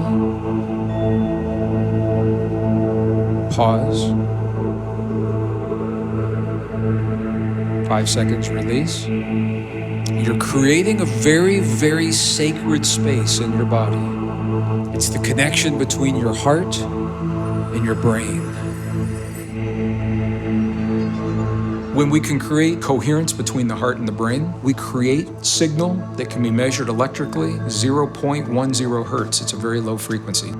When we get coherent, physiological, lots of things we can measure how the heart and brain are becoming more synchronized, but we're also accessing intuition. When we are in optimum coherence, we are connected to the magnetic field of the earth. So we don't necessarily have to go to quantum effects and all of this. We all live within a magnetic field here on Earth. Our heart's magnetic fields are coupled to the Earth's magnetic field, and it's the big carrier wave. We're doing some innovative experiments to ask that question and prove it. So one of the first studies in California, Some of the volunteers were in the southern part of the state, some in central, some in north, and they were going about their normal lives for 30 days. What we found is this group of people's heart rhythms was synchronized, a slow wave synchronization. How can this be? The only thing that could explain it was if they were synchronizing to a signal that they were all exposed to. And that turned out to be the resonant frequencies in the Earth's magnetic field. The next question was this happening globally?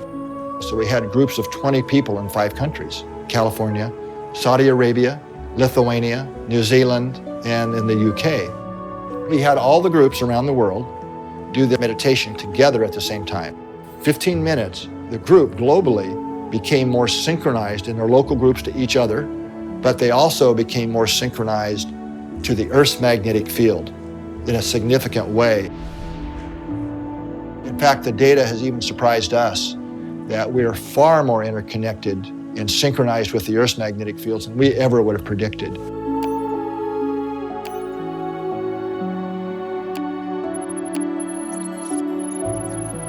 Back in 2008, I decided to see if we could use our consciousness to lower violence in war-torn areas. So we decided to send intention over 8 days to Sri Lanka, which at the time was going through a 25-year war. You can scroll down this page and look at the data of the peace intention in Sri Lanka. You can see there's a fairly steady trend away from what should be just a horizontal random walk along that black line in the middle of the graph. What is the significance of it being sort of under the line? Does that mean anything? We've seen that numerous times. In fact, it's now become a kind of prediction that we make for great mass gatherings of people. The really weird thing about this is that people aren't gathered. They're actually sitting in front of their individual computer screens everywhere in the world. We had participants on this experiment from about 80 countries around the globe. What was really interesting was that a few months after that, that 25-year intractable war was over. Did we do this? What you need to do in order to start claiming that maybe consciousness had an effect is repeat over and over and over again. So we replicated it for the first time in 2011 to mark the 10th anniversary of 9/11. We'd send intention to lower violence in 2 southern provinces in Afghanistan. What did you find? We found the same, Lynn. The data here, driven in the direction of negative going trend in both cases, the larger span of time and also the very concentrated, focused intention period. It was evident that violence in those 2 provinces had plummeted to levels that were far lower than before. So that was fascinating, and we ran one in Washington, D.C. Again, we lowered violence by about 1/3. That was just really confirmed again in September, October 2017, sending intention to lower violence in an area of St. Louis, the most violent street in America. In this case, we have a little bit of a positive trend, but then it takes on the very characteristic negative trend that we've seen for these kinds of experiments. A professor of statistics, Dr. Jessica Utz from the University of California, she provided an analysis. Crime went up in 3 areas. The only thing that went down, and went down hugely, it was by 43% compared to the year before, was violent crime in our area of focus, Fairground. It really says a lot about what group mind could possibly be. Everybody has always understood that we're connected in this way. Consciousness is not just an electrical activity in your head, but it is a kind of wonderful composition of heart and mind and soul and spirit. When you put that all together, what we find is that science, using the best techniques of the 20th and now the 21st century, has borne out the deepest truths of our most cherished and ancient spiritual traditions, saying we are connected to one another, we're connected to all things, and what we think and what we feel is important in our lives, it's important in this world.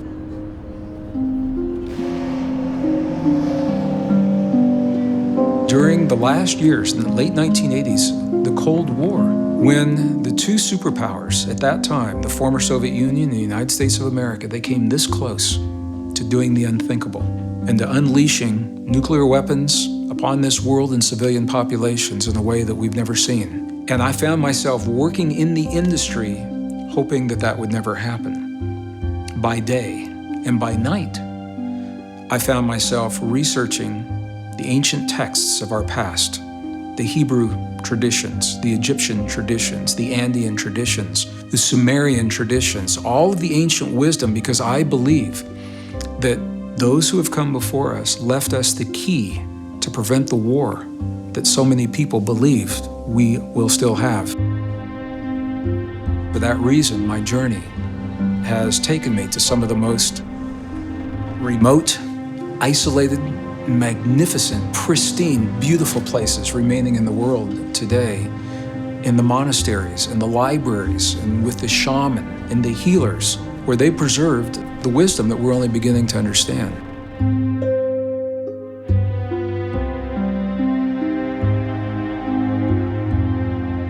One evening, I climbed to the top of Mount Sinai, and I was alone, and as the last rays of the sun set behind the desert, the beauty overwhelmed me. And this feeling welled up inside of me. I asked myself a question, and it was about my life and my role in the world. If I left this world in this moment, if I died now, and I looked back on my life and knew I could never come back, would I feel complete with this lifetime? And before the question was even finished, this feeling inside of me was screaming, no, I would not feel complete. That something I had yet to accomplish. And that day became the reference point by which I gauge every choice, every decision, every relationship, every job, every career, everything I've done from that moment, because a lot of beautiful opportunities crossed my path. They're all beautiful, but which one will help me get closer to my yes?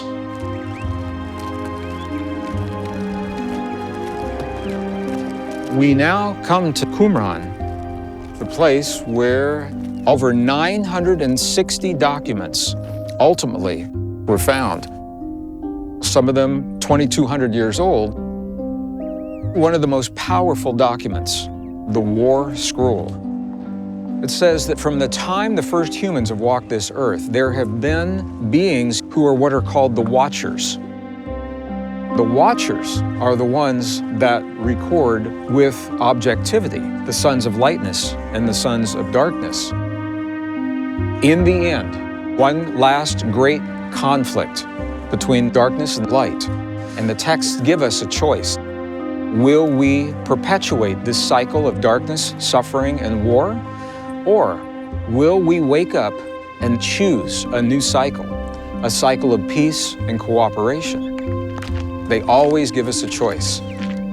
Will we choose peace?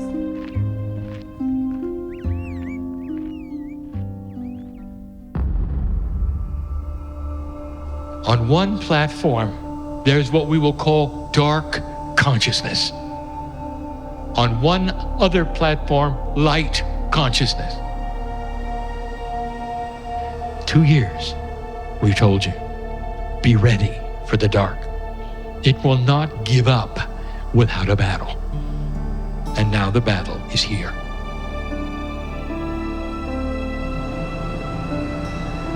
It's all over the news. Everything that they are doing is calculated to scare you to death. Fear is black. If you shine your light and staying out of fear, the whole world will be brighter for it. Nothing can survive your light.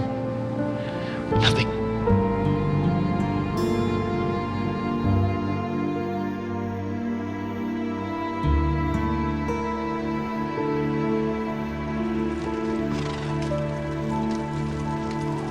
The evening is here. Not too far away is the Dead Sea. The breeze blows, the chill of the air is coming. We sit in a profound place, an ancient place. For me to give this the final message of the Israeli series. Have you ever wondered, Jew, what is the anti-Semitism about? What would create this? The conquerors would turn their eyes upon you and wipe you out, destroy the temples, or try genocide. Listen, Israeli. This is your field.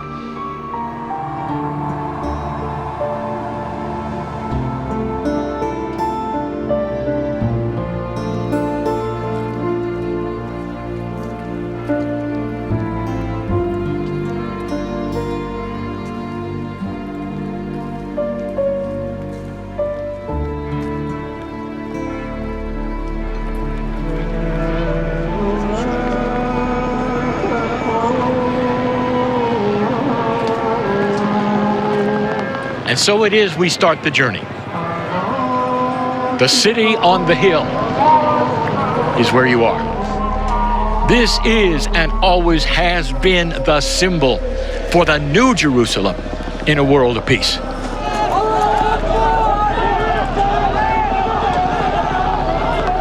I got 3 different cells, and they're 3 individuals. One individual's Muslim, another individual's Jewish, another individual is Christian. Where's the difference come from? The difference is programming. Why is it important? The source is the same.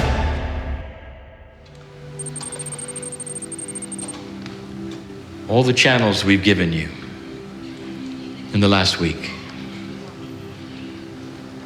have been profoundly given in love. In love. The term the chosen ones refer to the Jews, chosen to bring this planet a monotheistic God, a one God, that the one God would then be seen by the planet and eventually the entire planet would be unified with one God. But you're not done. And the next part is as hard as the first, because it is planetary as well. Dear ones, listen clearly. You are chosen to bring peace here. When will they say, and it's going to be so difficult? It's not just us, you know, it's them. The situation is more than difficult, it's untenable. There is no solution that you can see. But there is. And you do it with consciousness. That's what you're chosen for. The hardest thing the planet will ever see. Peace in the region.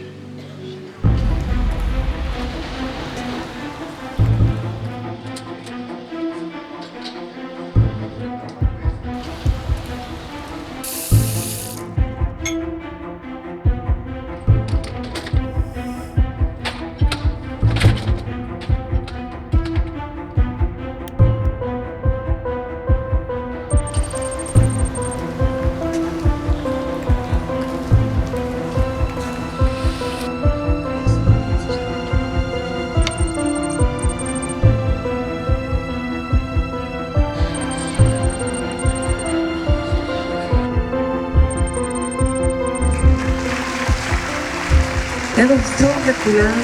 מסע אל חיר בג'מיע. עשרות אלפי אנשים עומדים להצטרף לנו ממש בעוד 10 דקות. כל העולם, מעיראק, מאיראן, ממרוקו, ברזיל, פיליפינים, ארצות הברית, איפה לא? כולם עם כוונה אחת. כולם מעני מושתרק. שלום במזרח התיכון. סלאם בשרק אל-אוסט. דוקטור בהדורי מאינדיה, מהודו, מבקש לברך אותנו. Good wishes to you and to everyone. Blessings and love to Israel and all surrounding countries. God bless you all. Is Jerusalem on? Jerusalem is on. There. Yes. Hi, Jerusalem. We have people from so many different countries. Saudi Arabia. Yes, there they are. We've got the UAE. We've got Abu Dhabi. Let's see you. And we've got Tunisia from Saffras. We've got Bahrain. We've got Kuwait City. We have Jordan. Amman. Yeah. Oh, the loud ones from Jordan. And we've got Oman, Muscat. So we have people from all over the Middle East coming together, Arabs and Israelis, for a historic event. And we also have many thousands of people from all over the world participating on YouTube. One of the people responsible for this event is Dr. Salah Al-Rashed. And thanks to him, we are broadcasting in Southern England in Smartway Studio. So are you ready to begin now, everybody? एक चिंतन करिए कि एक स्वर्णिम आभा इस पृथ्वी पे चारों ओर फैल रही है. Our intention is to lower violence and restore peace in the old city of Jerusalem by at least 10% or more. Imagine it with your 5 senses. See people putting down their weapons. See people restoring peace there. See people hugging each other, hugging strangers, reaching across the aisle. Hold those intentions in your mind as you imagine yourself holding the hands of everyone on either side of you. If you're watching on YouTube, imagine you're holding the hands of everybody, all the thousands of people on this call.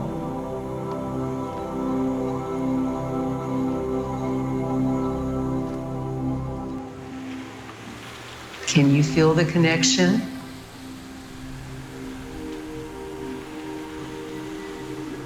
Are you seeing peace?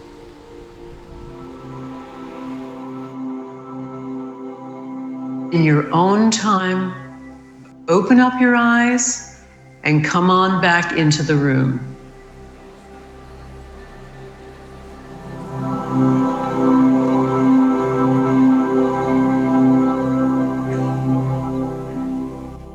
Would anybody like to talk to us about how that felt? Yes. So we have someone from Amman. Amman. How are you? It is amazing experience. We all here crying, our tears falling down. Like a commercial that you see on the road, and it was written, the peace is already here. Yes. Jeddah in Saudi Arabia. I saw myself there. I felt very strong love for the Jews, in spite of our raising up to hate the Jews. We live in Jerusalem. We know it personally. This is so emotional. And I've seen the 4 quarters of the old city as the 4 rooms of my personal heart. Yes, you're on Abu Dhabi. Israelis are dancing, the Palestinians, they hug each other, and we are with the Israelis. Like we share peace and love. Tunisia. Yes, Tunisia. I saw a lot of children running, and there is a lot of loud voice of laughing. You took me to the place I really love. I saw them, running, and lots of people laughing, lots of joy and happiness. I wish I could stay there. I wish I didn't come back. My name is Lady from Jerusalem. It's so overwhelming, the possibility to be connected with you, our sisters in Amman and in Damascus and in Iran and all over. We are thousands saying enough. It's about time to unite. We are one. It's time of compassion. My name is Fatima Salemi, and the peace in Arabic means salam, and my name is Salami. So I feel in peace, I feel in love, I love you, for God is my God. I love you.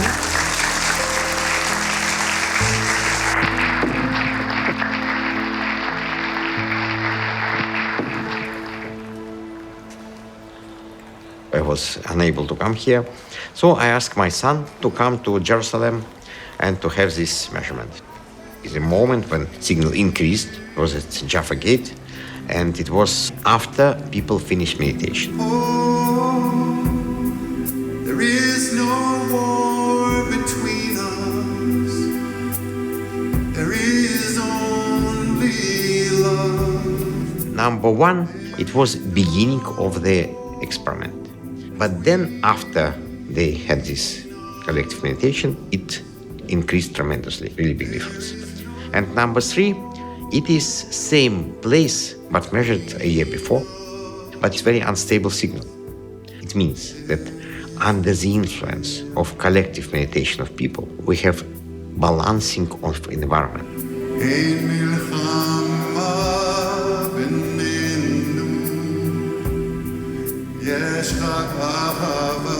What did the water respond? We had 5 sets of readings. Baseline, the water that just comes out of the tap. You had expansion, a contraction, bigger expansion, shrinking again. Inconsistency. The meditation began. Suddenly up, suddenly down, suddenly shooting up and going down. The water, when the experiment ended, various levels of spikiness. After the meditation was done, everybody shared their heart, tears came out, deep compassion, deep love. The luminous quality of the water was the brightest, consistent, harmonious, and symmetrical. Woke up in the morning, there's various ups and downs. It went even lower than the baseline. And why? This water received all this love, and all of a sudden, c'est la vie, everybody is gone. I would like to ask you something, to sing the next lines with me. In the honor of that, here in Jerusalem and here in Israel, there is more than one language. So I ask you to help me sing the next lines.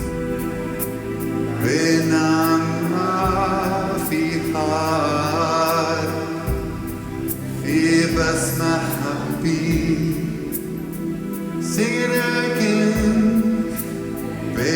When Dr. Baduri started chanting, instrument Sputnik staying in the same room was able to detect decrease of parameters. When he started silent meditation, it was even much stronger.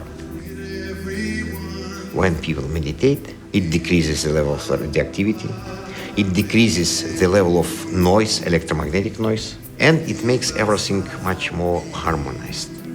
You can sing both, come.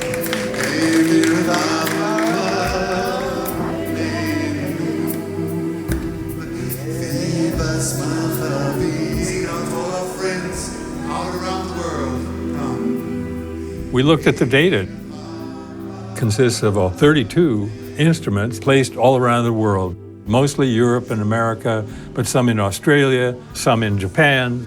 And you can see in this case, very characteristic trend exactly during the event itself. What your work does that's so amazing is Western mind needs proof. When we do the statistics, we gradually gather 500 experiments into one composite database.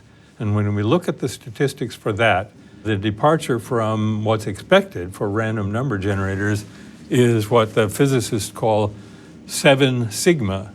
The chance of that happening is 1 in a trillion. It's basically a way of saying that we're pretty sure there's an effect. The charts and the graphs can show the field is real. It exists. I want to take you the rest of the way.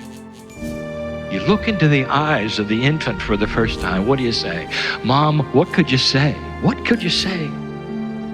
I'm going to be with you all your lives. I'm going to protect you. I'm going to love you. There is no measure to this. There's no measure. Emerging from you, life, put on your chest, open its eyes, and there he or she is. Oh.